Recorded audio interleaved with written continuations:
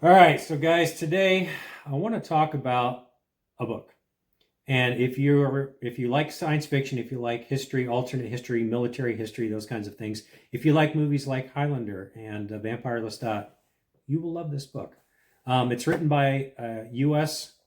Army Marine veteran by the name of Barry Sadler. It's called Casca, the Eternal Mercenary. And decades before movies like The Vampire Lestat and Highlander came out, this book was published. And basically, it starts off in the jungles of Vietnam. And in a army medical triage tent, basically, they bring this U.S. soldier in by the name of Casey Long. And basically, half his skull is blown away. I think it was a grenade or something.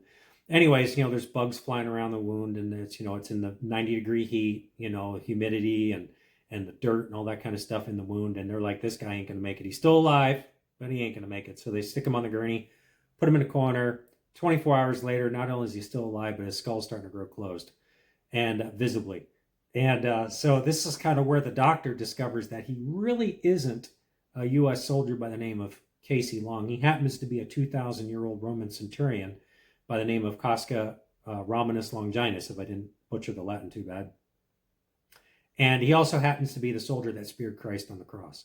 So the man on the cross curses him, basically, as he is now, so he always will be until the second coming. And so for the next 2,000 years, we get to follow Casey as he's a slave in a copper mine, or a slave on a rowing ship, or he's a mercenary, or he gets back into the Legion about 250 years later. Interesting thing about that is, kind of like today, where you have this demographic shift where, the demographics of the United States today aren't necessarily demographics 200 years ago. In the Roman Legion, about 250 years, or 250 AD, the Roman Legion is like half foreign born, half foreign speaking. They don't even speak Latin. So Casey's back in the Legion, and it's totally different.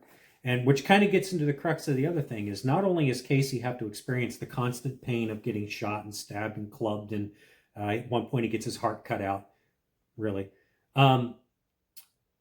It's the mental anguish. So the movie Highlander and the book Vampire Lestat kind of deal with this a little bit. But if you're immortal, what's wrong with that? You get to stick around for a couple centuries, kind of see some cool things. Well, that's really great. But what you don't maybe consider is the fact that, your spouse is gone, and then your kids grow old and die, and then your grandkids, and then your great grandkids. And then pretty soon, maybe even your house is gone, or maybe even your country is gone, yet you're still here. Anne Rice's vampires, most of them don't make it past 400 years because they can't handle the mental anguish anymore, and they basically just set a bonfire and jump in it and kill themselves. Now, in Casey's case, it's not just a couple hundred years, it's 2,000 years so far, and he can't kill himself because of the man on the cross. Not until we meet again. So, if anything like I talked about intrigues you, man, just get this book and read it. It is fantastic. I'll talk to you later.